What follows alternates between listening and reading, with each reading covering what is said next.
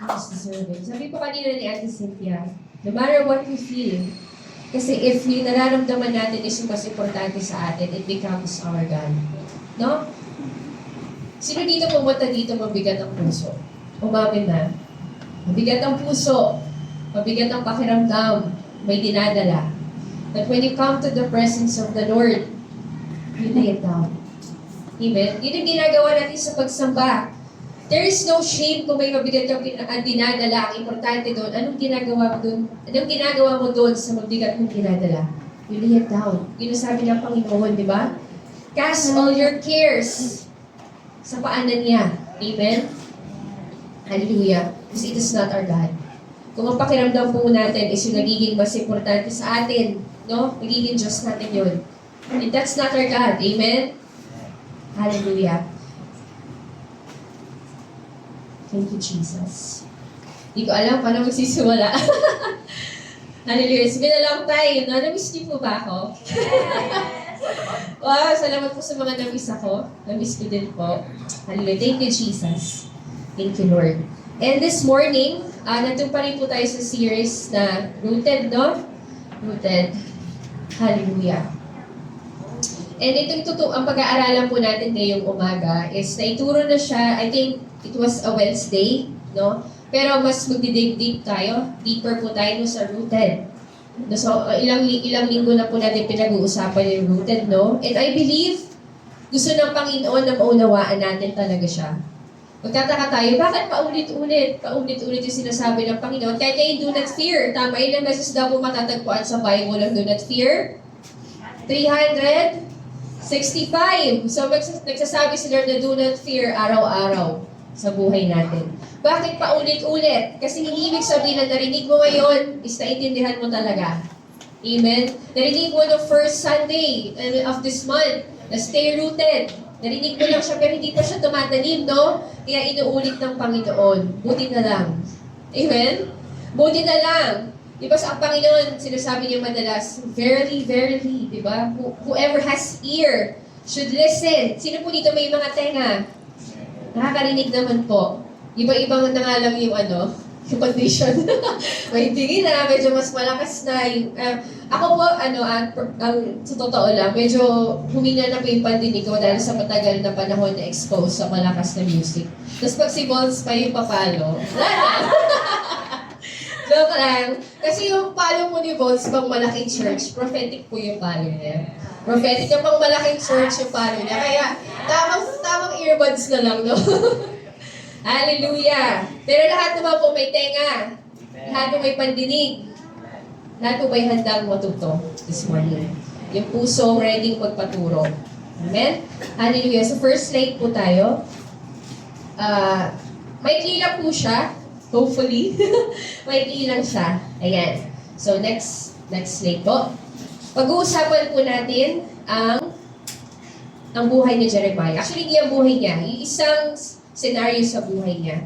So sa Jeremiah 17, verse 1, sabi dito, the sin of Judah is written with a pen of iron, with a point of diamond it is engraved on the tablet of their heart, and on the horns of their altars. Verse 2, while their children remember their altars, and their Asherim, beside every green tree, and on the high hills, verse 3, on the mountains in the open country, your wealth and your treasures I will give for spoil as the price of your high places for sin throughout all your territory. So narinig po natin dito ganito ang Panginoon. No? Hindi nalulugod ang Panginoon sa Judah. Sa verse 4, you shall loosen your hand from your heritage that I gave to you. I will make you serve your enemies in a land that you do not know. For in my anger, a fire is kindled that shall burn forever. So, background na po sa story na to. Ito yung time ito yung time na balak sakupin ng Babylon, yung Judah. So, si Judah po yung kinakausap ng Panginoon.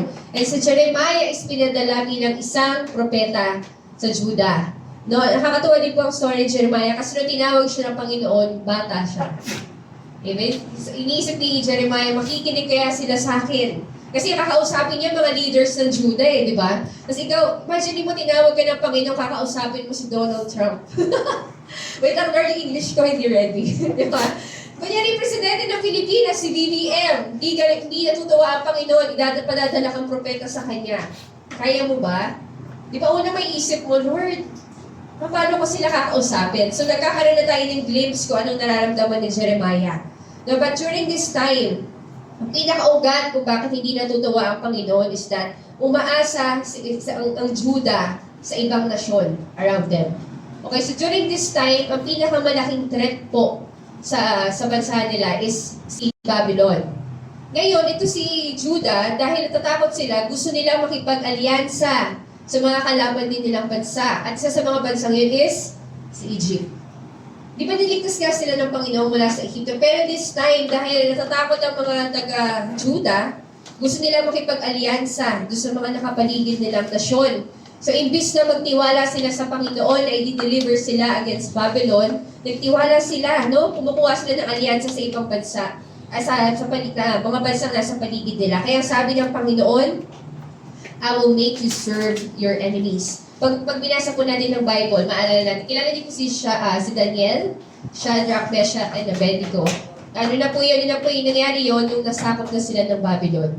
No? Nasakop sila ng Babylon. Pero hindi po yun ang magiging story natin today. Ang magiging story natin is yung illustration na binigay ng Panginoon kahit sa bansang Judah. So, next slide po tayo. Ayan, sabi dito sa Jeremiah 17, verse 5. Cursed is the man, sumpain daw, ang isang taong nagtitiwala sa kapwa niya tao and makes flesh his strength, whose heart turns away from the Lord. Verse 6, he is like a shrub in the desert and shall not see any good come. He shall dwell in the parched places of the wilderness in an inhabited salt land. Next slide po tayo. Sabi dito Jeremiah 17, verse verse 7, but blessed is the man who trusts in the Lord, whose trust is the Lord. Verse 8, he is like a tree planted by water that sends out its roots by the stream. Next slide. Meron lang po tayong 3 points today. Iniikot lang po tayo sa Jeremiah 17. So our first point, so what does it mean to be planted? Yun po ang title ng ating pag-uusapan ngayon. Ano bang ibig sabihin ng rooted na pinag-uusapan natin, no? And planted? For next slide po. First slide, what does it mean to be planted? It is to get sustenance. Amen? We get sustenance. Next slide, ano ibig sabihin nun? Pabalikan natin yung verse, he is like. Sabi dito, he is like a tree planted by water that sends out its roots by the stream. Next slide po. And so, ito po, kumuha pa ako ng isang picture. Nakita niyo po ba? Ayan.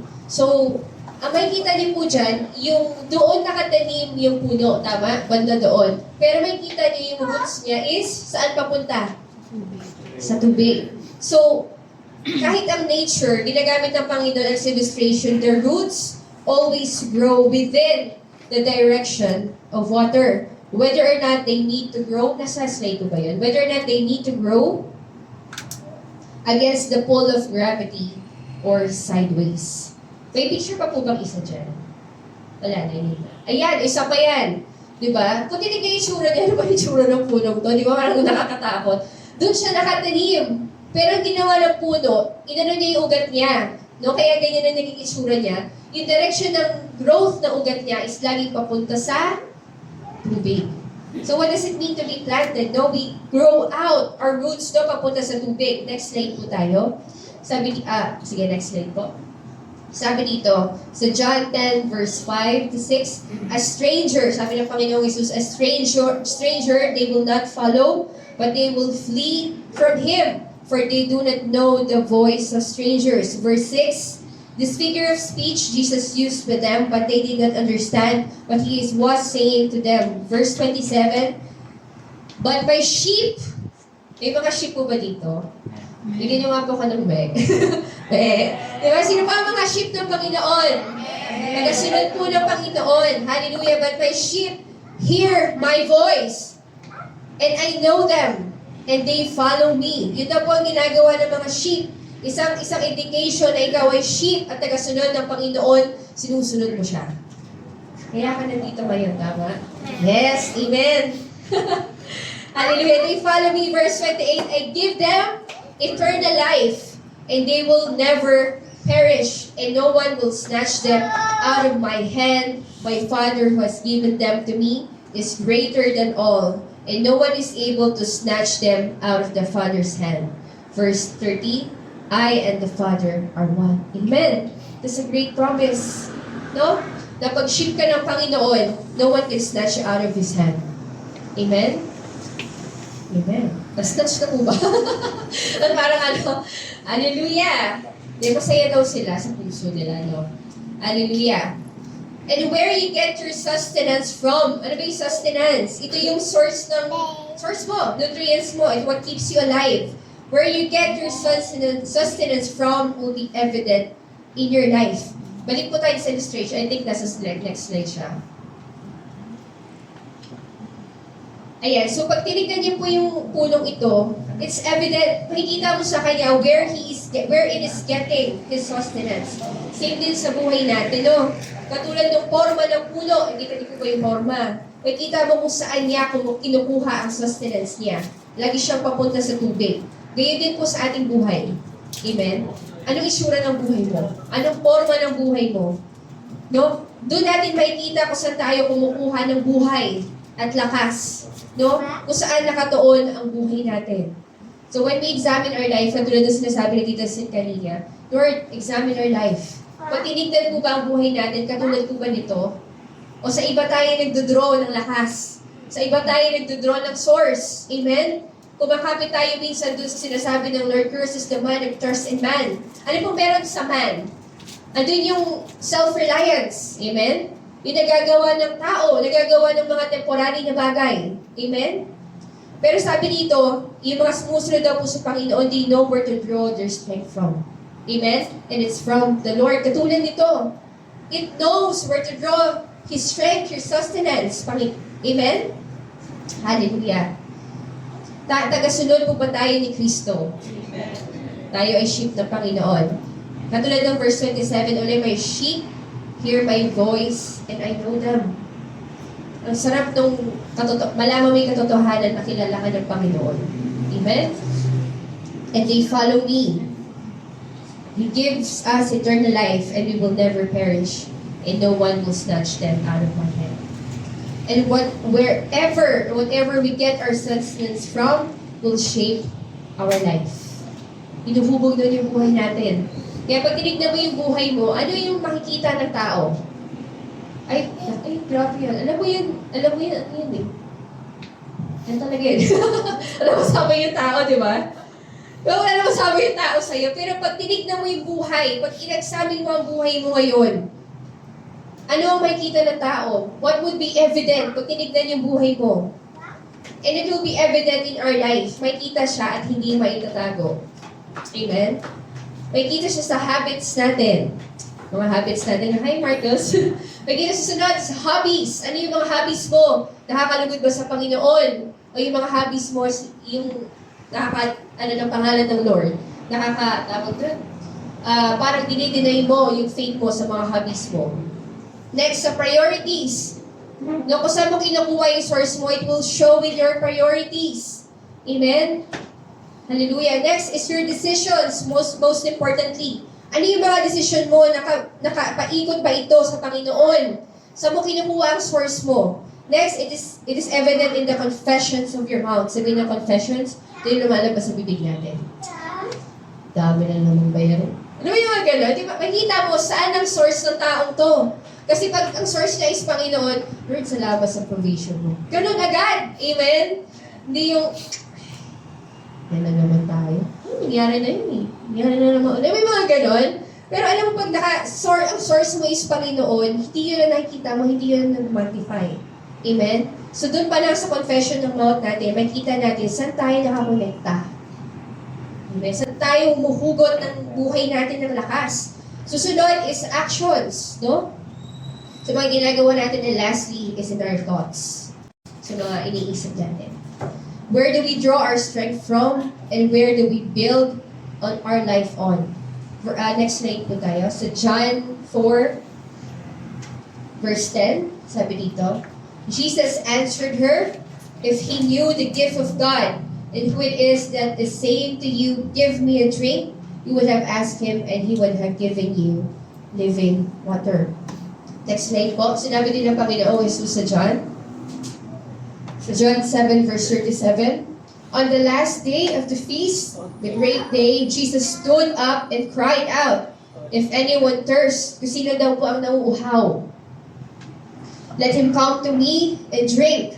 Whoever believes in me, as the scripture has said, out of his heart will flow rivers of living water." And makikita po natin sa dalawang verses na yun, the Lord wants us to draw our strength from Him. Amen? Hindi sa kahit anong bagay. Alam ko po na nakakatempt, lalo pag-ipit tayo. No? Sino nakadaan sa kagipitan? Sino dumadaan ngayon sa kagipitan? Amen! Hallelujah! But our hope is good. Amen. Sabi ng Panginoon, sa akin ka mag-draw. Mag-draw ka ng buhay sa akin. Huwag tayo mag-draw dun sa, para katulad sa mga Israelites, sa Judah, sinatry nila kumuha ng military strength sa Egypt at sa iba pang mga nation around them kasi kaharap nila si Babylon. But di natuwa ang Panginoon dahil gusto ng Panginoon sa Kanya tayo umasa. Amen? Hallelujah. And where do we send our roots out to? Where do we anchor our lives on? This leads us to our second point. So what does it mean to be planted? It is to stay rooted. Ito na yung natin, sa team natin. Stay rooted. Manatili kang nakatanim. Gugat. Balik tayo sa Jeremiah 17. Sabi sa verse 8, "He is like a tree planted by water that sends out its fruits by the stream." Sabi dito, "and does not fear." Sabihin po natin, does not fear. Does not fear. Hindi natatakot. "When heat comes, for its leaves remain green, and is not anxious." Hindi daw nababahala. No? "Is not anxious in the year of drought," sa panahon ng tagtuyo. Hindi daw nababahala sa panahon ng tagtuyo. "For it does not cease to bear fruit." Alam niyo po, isa sa mga qualities ng plants, sino po dito nakaranas magtanim? Ako po nakaranas. Pero namatay din sila lahat. Wala akong talent talaga, no? Hindi talaga binibigay ni Lord lahat. Joke lang po kasi nakikinatok na kayo. So, sino po nakaranas magtanim? Ang sama na loob. Hindi na sama na loob, ha? Ng halaman. Okay? Halaman lang po ang tinatanim natin. Okay? Kaya lahat po nakaranas, no? O iba nakapanood. Pag po ba nagtanim ako dito, kunyari tinanim ko, ano bang puno gusto niyo? Bayabas. Kunyari kayo nagtanim ako ng bayabas dito. Kinabukasan po ba nandyan pa siya? Ito pa siya. Tinanim ko siya doon. Tingin niyo po. Yes! Ito pa siya. Kasi imposibleng mag-move yung halaman dito papunta doon. Tama?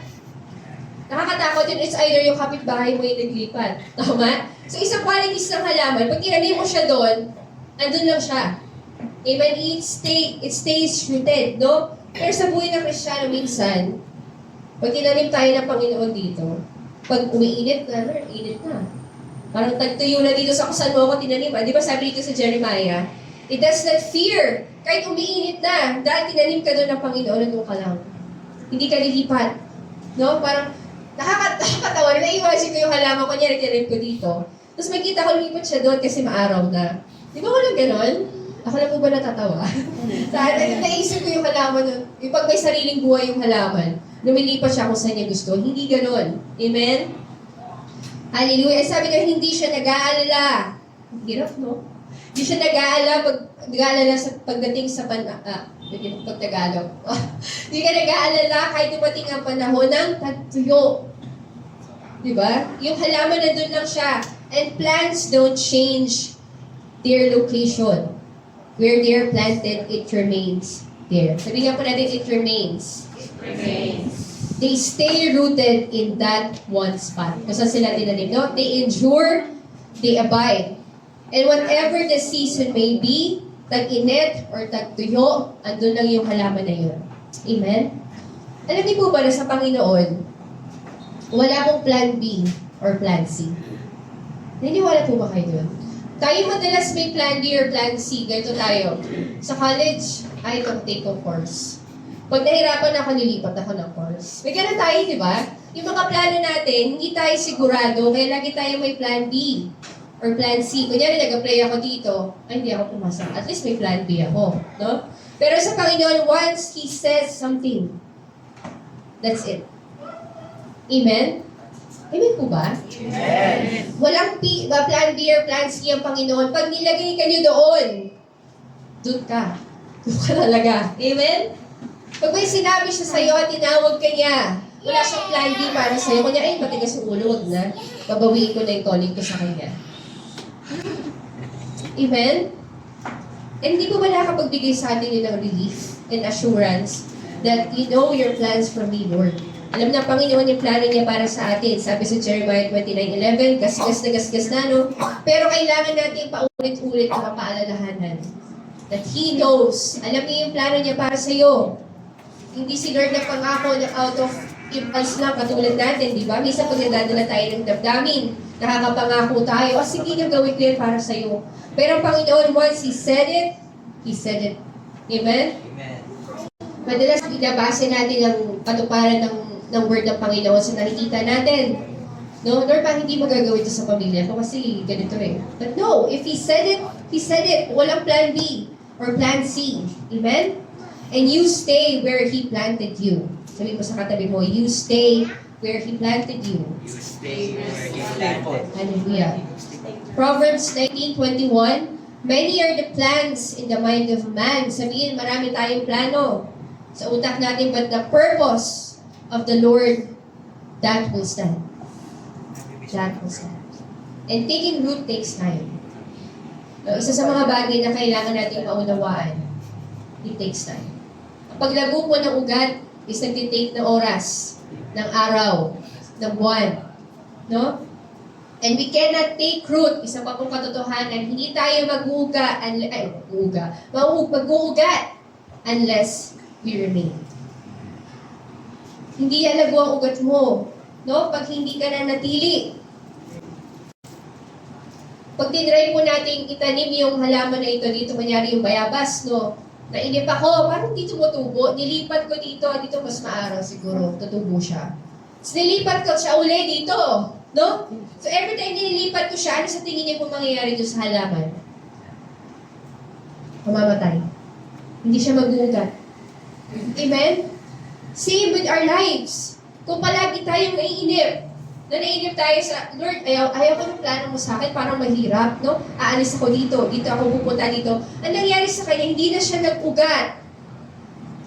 Because taking root takes time. Amen? Kung yung halaman na literal, ganun ang kailangan gawin, paano pa tayo? May dahilan kung bakit ginagamit ng Panginoon na illustration ng mga bagay-bagay sa paligid natin. Because they hold the same principle. Amen? Hallelujah. We cannot take root if we don't remain. Matthew 7, verse 24. Everyone who hears these words of mine. So, tulad pa rin sinabi ko kanina, iba po ang narinig lang sa talagang naitanim sa ating puso. Pag naitanim sa ating puso, nagdudulot siya ng buhay. Sa buhay natin, nagka-translate yung narinig natin. No? Everyone then who hears these words of mine and does them will be like a wise man who built his house on the rock. Verse 25, and the rain fell. Dumating daw ang ulan, and the floods came. Dumating ang bagyo. And the winds blew and beat on that house, but it did not fall, because it had been founded on the rock. Verse 26, and everyone who hears these words of mine, kung narinig man po natin ito ngayong umaga, but it does not do them, will be like a foolish man who built his house on the sand. Verse 27, and the rain fell, and the floods came, and the winds blew and beat. So yun talaga namang binanatan yung bahay. Ganun yung nangyari dito. Flood came, the winds blew and beat against that house. Ano po nangyari? And it fell. And great was the fall of it. You see, there one common thing na nangyari sa dalawang builder na to. The rain fell. So pareho sa kanila, tama? Dumating pa rin ang ulan, no? Dumating ang baha. Pero hindi po tayo babahain in Jesus' name, no? Kung saan po tayo nakatira. Dumating ang baha. Hindi na kontento sa baha. Dumating pa ang hangin, no? Nasa na po tayong level. Ako nasa hangin na ako. Diba? Alam po ang flood, ang tinitira ng flood is the foundation. Amen? Yung wind kasi yung pinaka-structure na yan eh. Pero ang flood, ang pinaka-mahirap kasi ang tinitira na yung foundation ng building. So it's important that you are well-rooted. Amen? Because if you're not well-rooted, pag dumating ang baha, sabi ng Panginoon, when the enemy comes like a flood, may ginawa ng si Lord, flood control. Di ba? Si Lord, nauna siya magkaroon ng flood control. When the enemy comes like a flood, He will what? Raise up. Kalimutan ko lang po kung anong booking. Raise up a standard against it. Si Lord pala nag-original ng flood control, no? So si Lord po, before pa man yung baha, meron na siyang hinanda. Amen? But you have to build your house on a rock. So the rain fell, the floods came, the wind blew and beat on that house sa parehong bahay. Pero magkaiba yung outcome. Amen?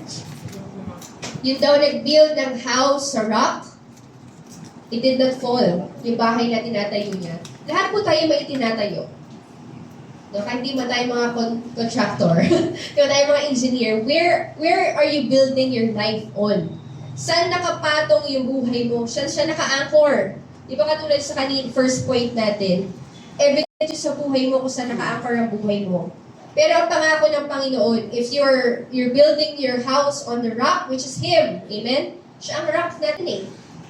The rock of ages. Darating yung lahat ng yun, yung flood, rain, wind, at kung kahit banatan ka, if you're built it on the rock, or if you build your house on the rock, you will not fall down. Amen? So, naniniwala po ba tayo? Yes. Hallelujah. And let me tell you some truth po this morning po. Listen po tayo. We don't get to choose where we are planted. Hindi tayo ang pumipili kung saan tayo itatanim. Amen? Una-una, pinili mo ba kung saan ka pamilya pinanganak? No? Ama? Hallelujah. We don't get to choose where we are planted because that is determined by our Master. Sino ba ang Master natin? Panginoon. Pwede mo sabihin yun, Lord, bakit ako nandito? Diba ganun, ba't ako nandito? Hindi ko pinili mapunta dito and we don't get to choose. That's the truth. We don't get to choose where we are planted unless kung nasa ka man ngayon is a consequence of what we did. Amen? Kasi gano'n din naman po yung whatever we do, there's a consequence. Minsan hindi si Lord na naglagay. No, but it was a consequence of what we did. Amen? Kunyari, di ka nag-aral, exam. No?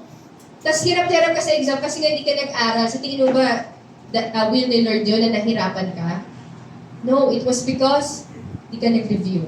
So iba po yun iba po yung sinasabi dito na we don't get to choose where we are planted. Magkaiba po yun. And the Lord doesn't ask us, katulad po na prayer natin siya kanina, the Lord doesn't ask us to understand fully what He is asking us to do. Hindi po obligasyon ng Panginoon talagang ipaliwanag niya kung ano yung pinapagawa niya sa atin. Amen? So He doesn't ask us to understand fully what He is asking to do or why we are in this season today. No? Dahil sa totoo lang, no, kahit gaano tayo katalino, kahit gaano ka mag-aral, hindi natin maaabot ang kaisipan niya. Sabi sa Isaiah 55, verse 8 to 9, sabi dito, for my thoughts are not your thoughts, neither are your ways my ways, declares the Lord. Verse 9, for as the heavens, gano'n daw po kalayong agwat ng kaisipan niya, as the heavens are higher than the earth, so are my ways higher than your ways, and my thoughts than your thoughts. Hallelujah. Katulad po na sinabi natin kanina, the Lord doesn't ask us, hindi niya i-expect na maintindihan natin fully yung ginagawa niya unless He explains it to us. No? May mga panahon na nire-reveal ng Panginoon kung bakit niya ginagawa ang isang bagay. But when it happens that the Lord doesn't explain it to you, what He wants us to do is trust. Sabihin po natin, trust. Yung salitang gasgas na gasgas din, no? Trust. Palagi sinasabi ng Panginoon, trust in me, no? Put your trust in me. Lagi sinasabi ng Panginoon, we trust in who He is. Nasa panahon po ba tayo na hindi natin maunawaan kung bakit tayo iso na yun? No, Lord, masipag naman ako, naglilingkod naman ako, bakit ganito? Nasa Psalm 73 ka, no? Tama ba yun? Yung bakit nagpas-prosper sila pero ako na kinakonsecrate ko yung sarili ko, bakit parang mas maalwan ang buhay nila? No? Hindi na unawaan ng psalmist doon, but the Lord wants us to trust and to trust in who He is. And most of the time, no, we have this wrestling moment with the Lord. Madalas tayo makipag-wrestle sa Panginoon para tayong tag of war, no? Share ko lang po, there was this one time na nag-pray ako sa Panginoon. Sabi ko, Lord, sorry. Ganito po talaga yung kakasabi ko, Lord, sorry ha. Ganito talaga, sorry Lord. Alam ko po, nahihirapan talaga ako magtiwala sa iyo. At alam ko din na napakatigas na ulo ko. I mean, kinausap niyo yung Panginoon ng ganon. Pero Lord, alam ko kahit matigas ulo ko, Lord, turuan mo ako sumunod sa iyo. Turuan mo ako magtiwala sa iyo, Panginoon. And you can talk to Him. You talk to Him. Actually, before mo sabihin, alam yun na. Amen? But you have to talk to Him. No? And in these moments, sa mga ganun mong pagkakataon, sino po nakapag-pray nung ganun? Lord, tigas talaga yung ulo ko. Alam ko, Lord, turuan mo ako. Yung aminado ka na matigas yung ulo mo. Alam mo, Lord, paguhin mo yung puso ko. Alam mo yung ganun, paguhin mo yung matigas kong puso, Panginoon. Gusto kong sumunod sa'yo. And in these moments, well, I'm so grateful, no, that grateful for God's abounding grace, yung hindi din nagmamaliw na grasya, araw-araw, andyan. That although we can just move on to the next person. Kung isipin mo, pwede naman mag-move on sa next person, sa person na mas magaling sa akin, pwedeng mas masunurin sa akin, no? Pwede ka na maiwanan ng Panginoon. Ang hirap naman ako. Next, ito na, mas masunurin to. Pero hindi ganoon ng Panginoon. Amen? He helps us overcome our unbelief. Amen? He helps us in our weaknesses, and He teaches us obedience. Hallelujah. If titignan lang po natin sa standard ng tao, no? Pwede naman mag-move on si Lord sa susunod na tao, di ba? Pwede naman hindi ka na niya samahan, no?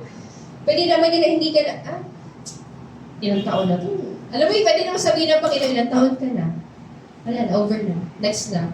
Lord, He doesn't leave us nor forsake us. Amen? Hallelujah. Gayon din po naman sa paghingi natin sa Panginoon ng tulong sa Kanya. Ito po ang ginagawa niya. Sino po dito ang gustong baguhin ng Lord ang puso niya? Amen. Gusto mong sumunod. Nahirapan ka mag-commit, Lord. Hirapan ako mag-commit. Turuan mo ako. Turuan mo ako, Panginoon.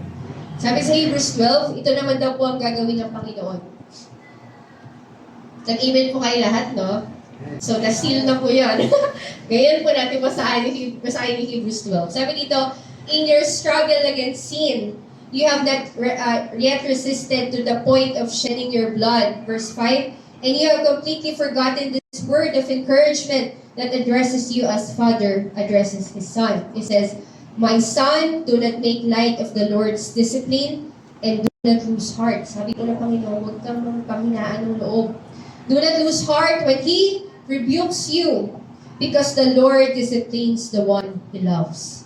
And He chastens. Sabi na chastens, dinidisiplina. Kung kailangan paluin, papaluin. Sabi dito, He chastens everyone. He accepts. Bakit ka daw po pinapalo? Dahil anak ka.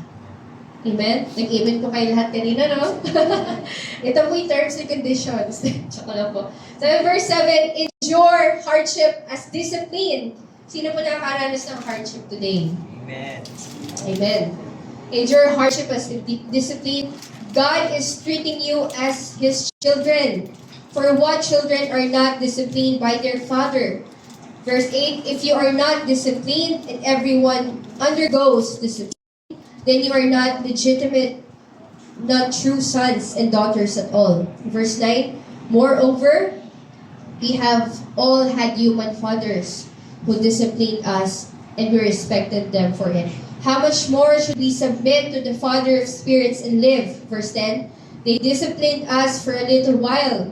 No, yung mga, yung mga ama daw po natin, they disciplined us for a little while. As they thought best, kung anong naiisip nilang tama at best. But God, sa Panginoon daw po, disciplines us for our good. Yung disiplina daw po pala na nararanasan natin sa Panginoon is ikakabuti natin. Amen? In order that we may share in His holiness, verse 11, and no discipline seems pleasant at a time. Lahat po ng disiplina sa simula, parang pahirap talaga. Amen? Tama ba? Parang sa simula talaga pag-disiplina, hindi siya pleasant at the time, but painful. Later on, no? Di daw titigil sa painful.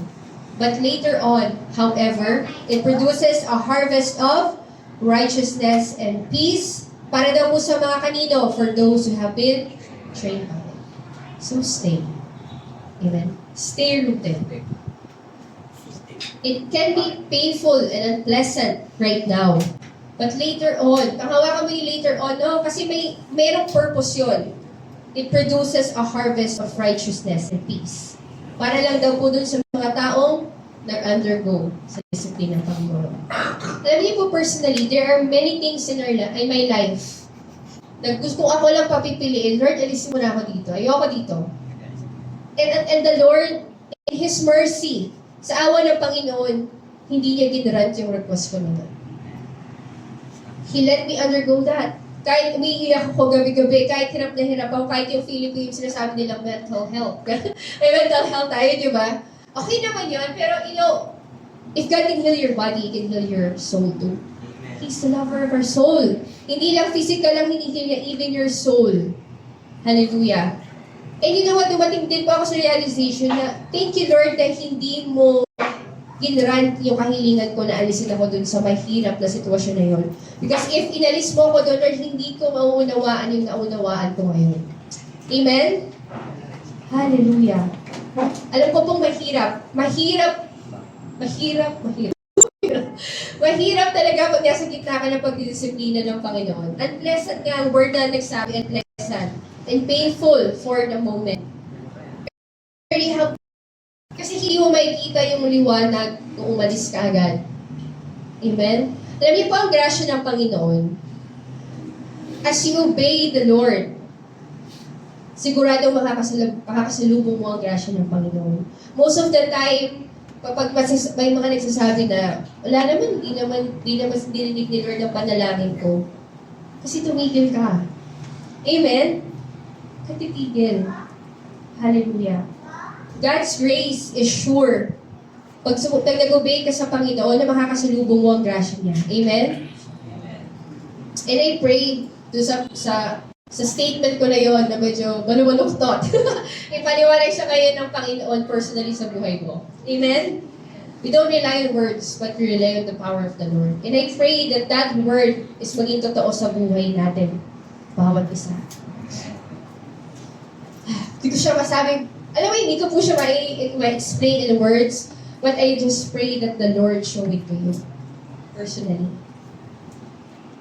Hallelujah. Verse 12, sabi dito, ang command ng Panginoon, therefore, strengthen your feeble arms and weak knees. Tough it up.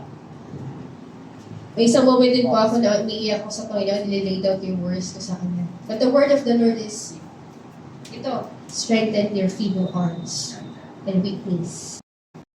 He's giving you the strength. Amen? And when it comes into these moments, this is when we learn to trust Him. Amen? To trust Him. And where does God want us to be planted? Tatanong natin, saan ba tayo gusto i-plant ng Panginoon? Alam niyo po, there are times that the Lord brings us to places, to situations where He wants us to faithfully serve Him there. May mga season tayo, no? And we can say that I feel God, feeling ko si Lord tinatanim ako sa season na to. May mga ganun tayo, di ba? Siguro ngayon sa trabaho ko, I think God is planting me because He has a purpose. Kasama yun sa mga plano ng Panginoon. And next slide po tayo. Pabalik po. Doon tayo sa we may face. Ayan. We may face the worst days of our lives and find ourselves in places we deeply dislike or even hate, no? Yet, still be in the center of the will of the Lord. Or the will of God. Do you believe that? You can be in a place that you extremely dislike. Talagang ayaw mo dito, Lord. ayoko dito, or extremely hate, but still at the center of the will of God. Because the ultimate place where He wants us to remain rooted in is His presence. Next slide po. His presence. Hallelujah. It doesn't matter what season you are in, as long as you're in the center of His will. Amen? Are we in the center of His will? Amen. Hallelujah. Thank you, Lord. Bakit daw po? Because seasons change. Nagbabago ang season. Kunyari ngayon, anak ka, susunod.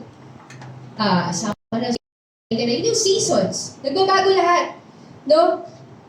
Seasons change. And yung mga pinaproblema natin ngayon, matatapos din yan. Amen? Yung problema mo ngayon, bigla matapos na siya. Those are seasons. Amen? Minsan nasa stuck tayo doon sa totoo naman talaga yung problema, mahirap na. Pero pag stuck tayo doon, we forget that it's just a season. Season lang siya. Magugulat ka, tapos na. Yung pinaproblema mo malaki, makita mo nag-provide ng Panginoon, it was just a season. No? Our life consists of seasons. So, yung mga season tayo, no? Yung katulad nga po yung problema mo ngayon, din yan. Amen? Amen. Sa workplace mo, pwedeng ilipat ka ng Panginoon after a few years. Lord, months na lang.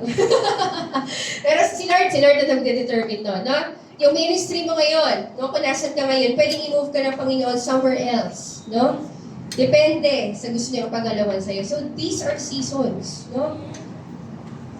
And seasons are bound to change. Sabihin po natin, seasons are bound to change. They will change. Ano ba season po sa Tagalog? Panahon. Tama ba? Iba't ibang panahon, no? And magbabago yung panahon. Walang panahon na natili lang doon. Natumigil na yung panahon na yun. Hallelujah. Ayan, the seasons are bound to change according to what the Lord wills, no? But what is the constant state or place that the Lord wants us to be in? No, katulad kanina, it is to be in the center of His will. Amen? Pananay pa tayo po ng mga pinagdadaanan, di ba po, nanay? May anak, no? May dito? Magulang na, o kaya, ano ba? Nagbabago yung season mo. Nagbabago yung mga ginagalawan mo sa buhay. But what the Lord wants us to do is to stay in the center of His will, no matter what season you are in now. Amen? Because in the center of His will, sa sentro ng plano niya, where His presence is, it is where we flourish and bear the fruits that last. That leads us to point number 3. What does it mean to be planted? We bear fruit. Amen? Hindi lang tayo nanatili, pero may prutas din. Amen? God is expecting us to bear fruits. No? So, balik tayo sa Jeremiah 17. Sabi dito, He is like a tree planted by water that sends out, point number 1, diba, sends out its fruit by the stream. It does not fear when the heat comes, for its leaves remain green, and is not anxious in the year of drought, for it does not cease. Hindi na mo tumitigil. It does not cease to bear fruit. Kahit anong season nagpapalit, pero po yung halaman na nakatanim, no? It does not cease, hindi tumitigil sa pamumunga. Amen? Sarap po nun, no? Lord, gusto ko maging ganon. Hindi namin tumitigil sa pamumunga. Verse 4. Abide in me. John 15, next slide. John 15. Verse 1. Wala sa akin. Sige, basahin ko dito. I am the true vine and my Father is the vine dresser. Verse 2. Every branch in me that does not bear fruit, He takes away. And every branch that does not bear fruit, every branch that does bear fruit, He prunes, that it may bear more fruit. Verse 3. Already you are clean because of the word that I have spoken to you. Verse 4. Sabi ng Panginoon, abide in me. Yung abide, sabihin, remain. Ito yung kanina nating point, di ba? Abide in me, and I in you, as the branch cannot bear fruit by itself, unless it abides. Kanina po, di ba? Medyo mabalik tayo sa point number 2. Unless you remain, you cannot take fruit, and unless you remain, you cannot bear fruits. Amen? So, kita po natin paano ka-crucial yung remaining, yung pananatili. Okay, so in the vine, neither can you unless you abide in me. Verse 5, I am the vine, You are the branches. Whoever abides in me, and I in him, he it is that bears much fruit. For apart from me, you can do nothing. Hallelujah. Verse 8, tara tayo sa verse 8. By this, my Father is glorified, that you bear much fruit and so prove to be my disciples. Ano daw po ang isang indication ikaw ay disipulo ng Panginoon? Prutas. Amen? Hindi lang pala root, may prutas din. Verse 9, as the Father has loved me, so I have loved you. Amen? Naramdaman niyo po ba yun? Kung paano daw siya ang kamahal ng Ama, ganun din kita minamahal. Hallelujah. Abide. Sabi na po ito, now abide in my love. Manatili ka sa pag-ibig ko. Verse 10, para daw po manatili sa pag-ibig niya, if you keep my commandments, you will abide in my love. Just I have kept my Father's commandments and abide in His love.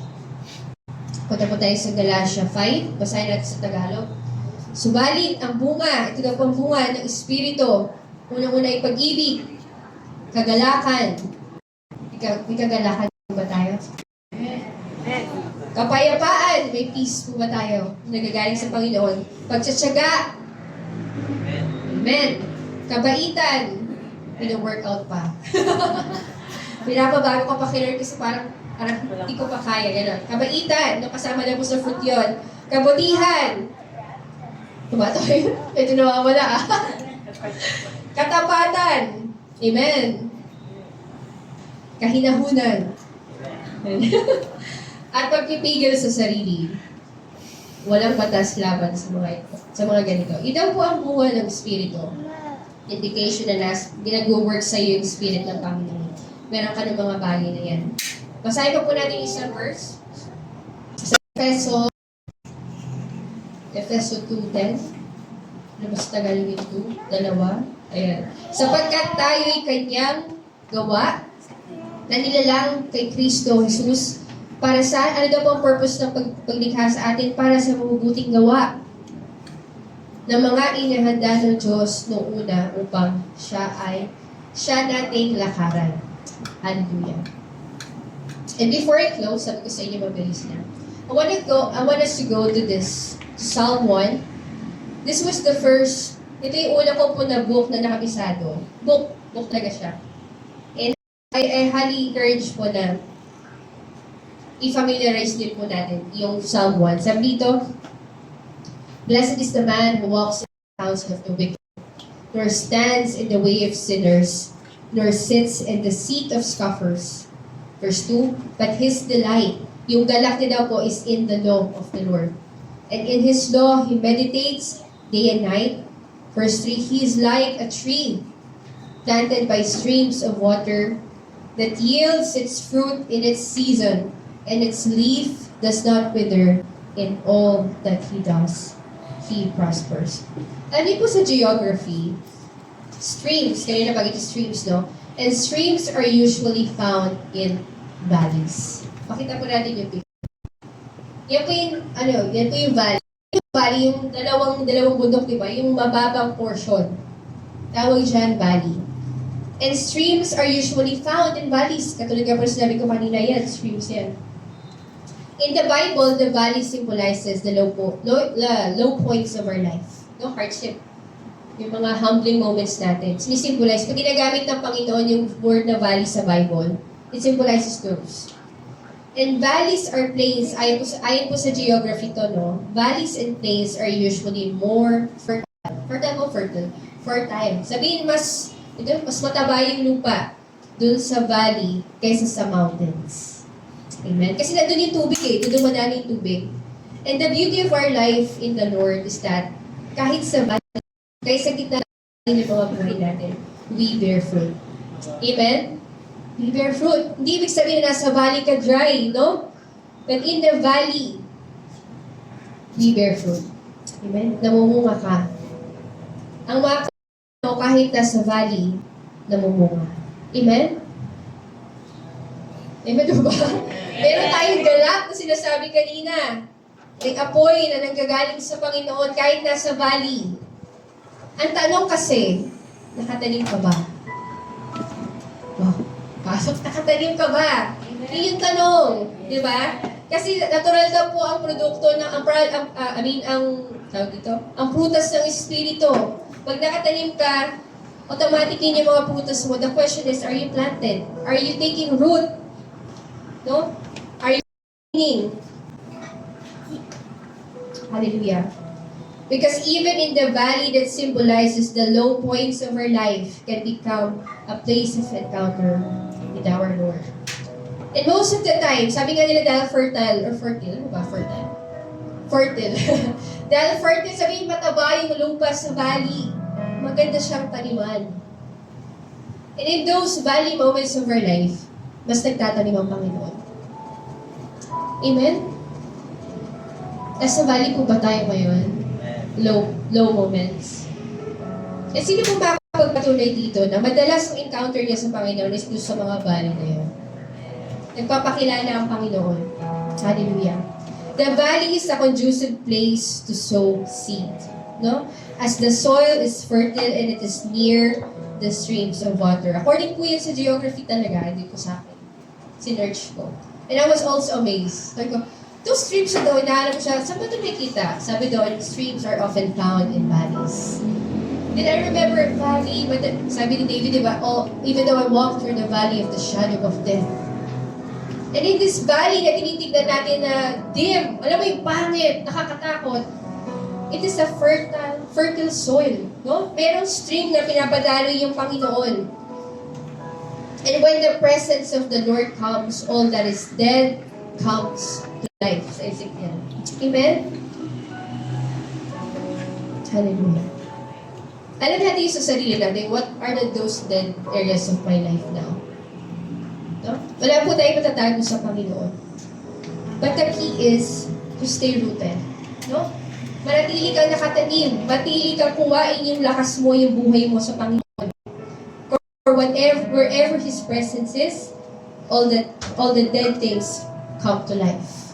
Amen? Hindi natin pwede i-draw yung lakas natin sa temporary bagay. Kunin mo sa pera, hindi sa temporary. Kasi kung pera ang solusyon, sana sinabi ni Lord sa John 10:10, I have come to give them money. Sabi ng Panginoon, I have come to give them life. Yun yung kailangan natin. Sinasabi na ng Panginoon, siya yung kailangan mo. I have come to give them life. And for them to have it to the full. Amen? I know at some points in our life po, no, we were tempted or we made a mistake to try to draw stability from things that are temporary. Yung mga stability sa mga bagay na nauuga naman. So, tulad dito, nauuga. Ikaw pwedeng nilayan, ito kayo nahawakan ko eh. So, ganun din sa buhay natin, no? Sinasabi ng Panginoon, kamapit ka sa Kanya, siya yung source mo. Pag nauuhaw ka, lumapit ka sa Kanya. Kung kailangan mo ng stability sa buhay, walang kasiguraduhan yung future. Sino alam dito mangyayari 2 years from now? Yan, kahit trabaho mo, di mo alam kung trabaho mo pa rin sa susunod na buwan. But our stability comes from the Lord. Amen? Even the source, yung tinitigan nating source ng buhay natin, physical man, mental, kung anong din na kailangan natin, it comes from Him. Amen? Hallelujah. And alam niyo po ba, yung mga stone, pag pumunta po kayo sa ano ba Tagalog ng stream? Ilog? Ilog po ba? Batis? Pumunta po kayo sa stream. Mike, ayan. Try niyo po magpunta sa Batis, tapos tignan niyo yung mga bato doon. Akita niyo yung bato, makinis siya. Hindi po sila nagsimulang makinis. No? Dahil yung batong iyon na natili at patuloy na inaagusan ng tubig, nagsusmoothan siya. Susunod ka nalagay kayo mukha ko doon. Lord, mukha gano'ng katagal. Hanggang mag-smooth. Joke lang po. Amen? Yung mga ugali natin, ilagay mo sa presensya ng Panginoon. Kikinis yan. Amen? Walang matigas na bato. Walang ano tawag doon? Yung magaspang na bato na hindi kikinis na nilagay mo sa batis. Pero ang key, it has to stay there. Kailangan na doon siya. Kailangan ibabad siya. Kailangan siya mag-ugat doon. Same with us, no? Di mo kaya baguhin sarili mo, friend. Kapatid, brothers and sister, di mo kaya baguhin ang sarili mo. Hindi mo kaya magtiwala sa Kanya ng sarili mong lakas. Hayaan mo siya magbigay ng lakas na yun sa'yo. You know, this is what's amazing about the grace of the Lord. What He asks you to do, pati yung grasya para gawin yun, siya din ang nagbibigay. Amen? Pati yung lakas na kailangan mo to stand, siya din ang nagbibigay. Amen? And now, this morning po, no, I challenge everyone. We can choose to be miserable in that valley. Pwede naman eh. Pwede mo piliin, miserable ka na lang. Wala na sa buhay na to, wala na mangyayari. Pwede mo piliin yun. You can choose to be miserable sa nangyayari sa buhay mo. Or you can choose to worship. Amen? To get up and praise, no? To get up and praise. Share ko po ulit. Okay na po ba nag-share ako na about sa sarili ko? O nasasawa na po kayo? Ayun. So, share ko pa isang prayer ko. May isa akong bagay na pinag-praise sa Panginoon na ayoko talaga. And I found myself miserable. Talaga miserable ako kada umaga. Talagang binubuhat ko yung sarili ko. Talagang malungkot yung mukha ko. Kita nila yun. I was miserable. Talaga lagi akong malungkot ang mukha. Lagi ako nakasimangot. Di ba titasin? Sabi ko, di dumating ako sa point, papagod na ako Papagod na ako maging miserable. Tinry kong maging miserable. Wala naman nangyari. Ba't hindi ko itry na sumumba? Alam niyo po yung mga moments of valleys na yun. You have a choice. Sabi po sa Joel 3 verse 14, I was reminded of this verse. Multitudes in the valley of decision. Valley din to. For the day of the Lord is near in the valley of decision. I am in that valley. And I can decide. I can decide to be miserable all the days of my life. Or I can choose this other path. No? Sabi ko, tinry ko na maging miserable, wala naman nangyari. Ba't di ko itry yung another path na to? In every valley that we are in, we can choose to make an altar. Amen? We can choose to worship, walang pumipigil sa'yo. Amen? Tinry mo na yung sarili mong ways eh. Tinry mo na maging miserable. At ang ending nga nun, naging miserable ka, walang nangyari. Amen? Tinry mo na maging ungrateful. Na, bakit ba kasi nangyayari ito sa buhay ko? Bakit kasi ganun lahat? Bakit ganyan? Tinry mo na yung path na yun eh. May nangyari po ba? Wala. Diba? E din dumating ako sa moment na yun, kilabutan ako. Lord, naging honest ako sa Panginoon. Lord, tinry ko na itong path na Lord. I choose misery. Naging miserable ako sa area na yun. But Lord, pagod na ako. I wanna choose this way. And I created an altar. No? Na, andun pa rin yung pagsubok. Andun pa rin yung sakit. No? Hindi naman naalis eh. But merong sinift ang Panginoon. And God has encountered me dun sa bagay na yun. And God can encounter you too. Amen? And biglang yung bagay na naglulunod sa'yo, yun talaga yung term ko, na nalulunod ako sa bagay na yun, is now, nandito na. Madalas may mga bagay sa buhay natin na nilulunod tayo. Ano yung mga bagay na yun? Para ka nalulunod. Sabi din sa Psalm yun. Para ka nilulunod. Pagod ka ng malunod, sunod tayo sa isang path. And then biglang yung si Lord, naramdaman ko po talaga, kaya po sinasabi ko, yung healing is hindi lang physically, He can also heal your soul. He can heal your soul, yung anxiety, depression na yan. It is a sickness sa soul. And He can heal that. And naramdaman ko talaga, parang one moment ay ginanon niya, naramdaman ko yung lunod talaga, parang bumaba yung tubig. Sabi ko, hindi ko nakita itong perspective na to nung miserable ako. And thank you, God, na hindi mo ako inalis sa mahirap na sitwasyon na yun kahit umiiyak ako. Dahil gusto mong ipakita sa akin to. Hallelujah. And now, the Lord becomes bigger. Siya na mas malaki. Siya na mas totoo sa'yo kaysa sa nararamdaman mo. Amen? He can do that. And I pray that alam ko po nadaanan nyo na yun, and I still pray, whatever is drowning you, drowning your life, no, yung buhay mo, feeling mo nalulunod ka, and kailangan mo ng tulong, build an altar sa bagay na yun. You make it a place of worship. You make it a place of praise. Amen? Hallelujah. Then tell you God is gonna do something. This is not false promise. No, hindi siya good. good words lang sa tenga, no? Na nakita natin minsan sa social media. No. Dapat hindi natin hinahalik tulad yung word ng Panginoon doon sa mga good feels, sa mga encouragement. But no, this is truth. Amen? Pagod ka na maging miserable, build an altar. Amen? Wala naman nangyari na naging miserable ka eh. Diba? Wala naman naging solusyon. Lalo lang bumigat yung pakaramdam mo. And I hope, no, choose to be miserable or choose to worship, I hope we choose the latter one. Yung pangalawa, no? And the valley teaches us humility and dependence on God. So we stay rooted. Last slide po. Sabi ng Panginoon, John 15 verse 16, You did not choose me, but I chose you and appointed you that you should go and bear fruit. Amen? Masarap ng pangako ng Panginoon, no? And that your fruit should abide. Hindi yung fruit na tapos na, wala na. Sabi na abide, na nanatili fruit that will last, so that whatever you ask the Father in my name, He may give it to you. Hallelujah. Make your valley a garden. Make your valley springs of water. Amen? You shouldn't fear valleys. Don't fear it. Fear the Lord, but do not fear valleys, because He is with you all the way. Amen? Hallelujah. Let's just close our eyes po. Let's come to the Lord in prayer. Hallelujah.